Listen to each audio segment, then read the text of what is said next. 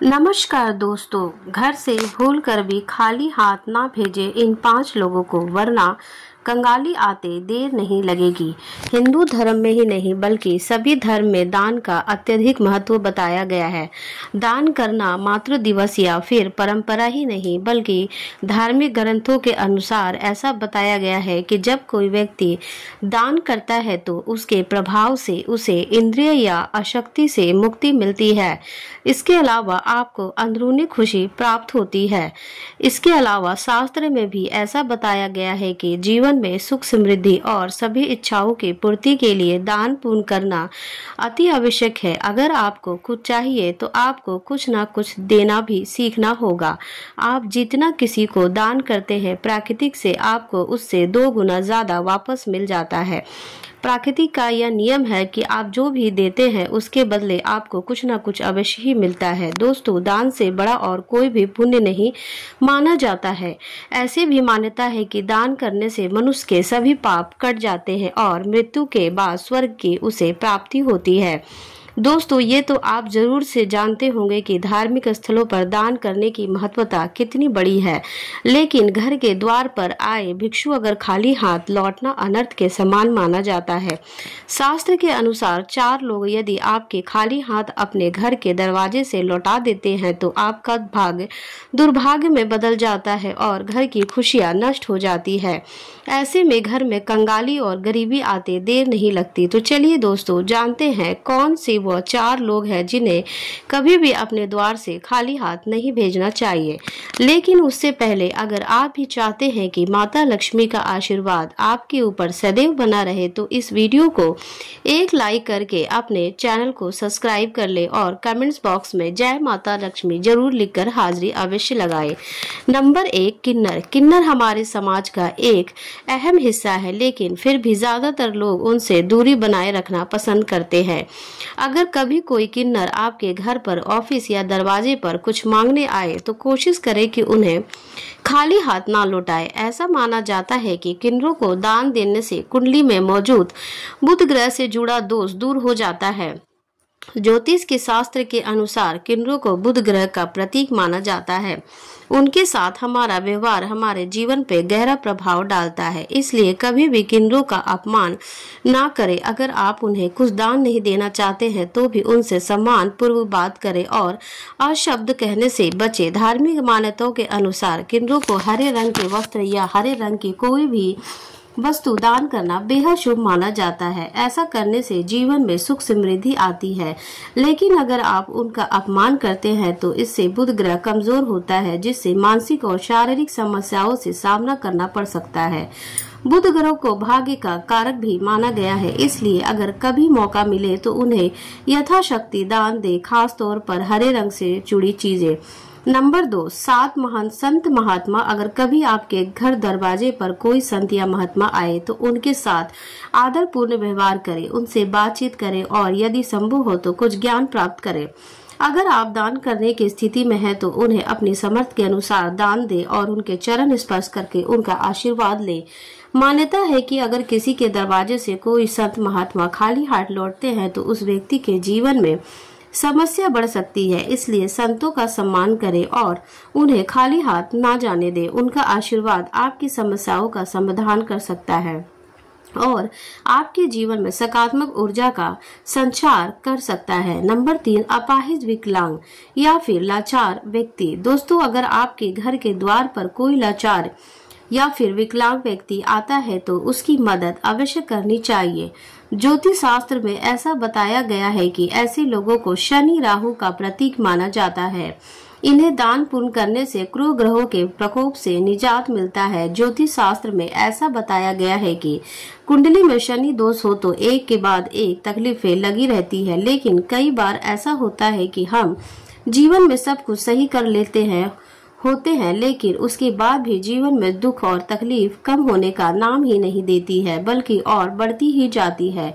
तो इसलिए इस बात का ध्यान अवश्य रखें कि आपके घर के दरवाजे पर कोई जरूरतमंद या फिर विकलांग व्यक्ति आता है तो कभी भी उसे खाली हाथ ना लौटाए। अपने समर्थ के अनुसार उसकी सहायता अवश्य करें। इसके अलावा कभी भी किसी भी लाचार या जरूरतमंद व्यक्ति का मजाक नहीं उड़ाना चाहिए। नंबर 4, भिखारी।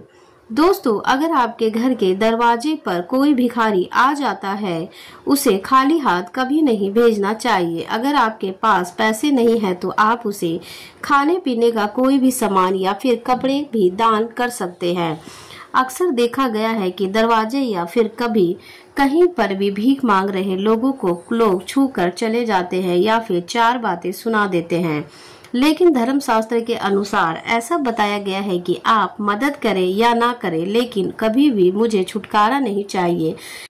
ऐसा करने से आपके द्वार किए गए पुण्य भी नष्ट हो जाते हैं। इसलिए धर्मशास्त्र के अनुसार कभी भी अपने दरवाजे पे आए हुए किसी जरूरतमंद व्यक्ति को अपमान ना करें और हो सके तो दान पुण्य जरूर करें। नंबर 5, घर की बेटी। घर की बेटी जब भी ससुराल से मायके आए तो उसका हमेशा सम्मान करे और उसका कभी भी अपमान ना करे। जितना आपकी क्षमता हो उसके लिए कुछ न कुछ उपहार या दान अवश्य दे। कुछ घरों में यह देखा गया है कि बेटी के आने पर घर के लोगों से ठीक से पेश नहीं आते हैं, उसके साथ लड़ाई झगड़ा या गाली गलौज करते हैं। ऐसा व्यवहार ना करें, केवल रिश्तों को खराब करता है बल्कि घर में दरिद्रता का वास भी करता है। जब भी घर की बेटी अपमानित होकर घर से जाती है तो माना जाता है कि आपके घर की लक्ष्मी भी आपसे रूठ कर चली जाती है। इसका असर आपके घर की सुख समृद्धि पे पड़ता है। इसलिए ध्यान रखें कि घर की बेटी का हमेशा मान सम्मान और उसे कभी भी अपमानित करके ना भेजें। दान का महत्व और कुछ जरूरी बातें। दान का मतलब है कि किसी वस्तु पर उसे अपना अधिकार छोड़कर जरूरतमंदों की मदद करना। गरीब जरूरतमंदों या धार्मिक स्थल पर दान करना बहुत ही पुण्य का कार्य माना गया है। लेकिन हिंदू धर्म शास्त्रों के में कुछ चीजें ऐसी बताई गई है जिन्हें दान के रूप में देने से बचना चाहिए, क्योंकि इसे नकारात्मक असर हो सकता है। झाड़ू सिर्फ साफ सफाई का सामान नहीं बल्कि इसे लक्ष्मी माना जाता है, लक्ष्मी से भी जोड़ा जाता है। माना जाता है कि झाड़ू को दान करने से लक्ष्मी माता नाराज हो सकती है, जिस घर में धन से जुड़ी समस्याएं पैदा हो सकती है। नुकीली चीजें जैसे चाकू, छुरी, सुई या कैंची को दान में देना ही अशुभ माना जाता है। शास्त्रों के अनुसार ऐसा करने से घर में कलेश और कलह कलेश की स्थिति पैदा हो सकती है। शनि देव को तेल का दान। हिंदू धर्म में शनि देव को तिल या सरसों के तेल का दान करना बेहद ही शुभ माना जाता है। ऐसा करने से शनि देव की कृपा प्राप्त और जीवन की परेशानियां दूर होती है। लेकिन इस बात का विशेष ध्यान रखना चाहिए कि दान में कभी भी इस्तेमाल किया गया जो खराब हो चुका तेल ना दे। ऐसा करने से शनि देव रुष्ट हो जाते हैं, जिससे जीवन में समस्याएं बढ़ सकती है। भोजन का दान। दान का मतलब सिर्फ कुछ देना ही नहीं बल्कि दान में दी गई वस्तुएं शुद्ध और उपयोगी होनी चाहिए। अगर आप भी किसी जरूरतमंद का भोजन का दान कर रहे हैं तो यह ध्यान रखें कि वह भोजन वासी और खराब ना हो। ऐसा भोजन दान करने से ना कोई पुण्य मिलता है और ना ही इसका कोई सकारात्मक असर होता है, बल्कि इसके विपरीत ऐसा दान नकारात्मक परिणाम ला सकता है। दान का सही समय और मृत्यु के बाद की मान्यताएं। जब घर में किसी व्यक्ति की मृत्यु हो जाती है तो कई बार उनके सामान को तुरंत दान कर दिया जाता है, लेकिन शास्त्रों के अनुसार ऐसा नहीं करना चाहिए। मृत व्यक्ति की वस्तुएं मृत्यु के 1 साल पूरे होने के बाद ही किसी को दान में देनी चाहिए। मृत्यु के 13वें दिन ब्राह्मणों को भोजन कराना और उनकी सेवा करना शुभ माना जाता है। यह क्रिया मृत व्यक्ति की आत्मा की शांति के लिए की जाती है और उसे धर्म का महत्वपूर्ण हिस्सा माना जाता है। दान करते समय ध्यान रखने योग्य बातें। दान हमेशा अपनी सामर्थ्य के अनुसार करें। दान में दी जाने वाली वस्तु साफ सुथरी, अच्छी और उपयोगी होनी चाहिए। ऐसा दान करें जो दूसरों की मदद करे और उनकी जरूरत पूरी कर सके। नकारात्मक या अशुद्ध वस्तुएं कभी भी दान ना करें। लेकिन ध्यान ही रखना चाहिए कि दोस्तों, शास्त्रों में ऐसा बताया गया है कि सूर्यास्त के बाद का समय बिल्कुल भी शुभ नहीं माना जाता है। सूर्यास्त के बाद किया गया दान देवी देवता नहीं बल्कि बुरी शक्तियों को प्राप्त होता है। इसलिए सूर्यास्त के बाद दान ना करें और कुंडली में अशुभ स्थिति भी हो तो दान ना करें। गृह की स्थिति सुधारने के लिए आप पूजा कर सकते हैं। वही शनि, राहु और चंद्रमा कमजोर होने के दौरान पिता नहीं करना चाहिए। ऐसी मान्यता है कि दान करने से यह 3 ग्रह अशांत और अशुभ हो जाते हैं। दोस्तों, ये तमाम जानकारी जन रुचि को ध्यान में रखकर दी जा रही है। वास्तु शास्त्र के उपाय को अपनी आस्था और विश्वास पर आजमाएं। वीडियो का उद्देश्य मात्र आपको बेहतर सलाह देना है। इस धर्म में हम किसी प्रकार का दावा नहीं करते हैं। अगर आज की यह जानकारी आपको पसंद आई हो तो इस वीडियो को एक लाइक करो और चैनल को सब्सक्राइब कर लें। धन्यवाद।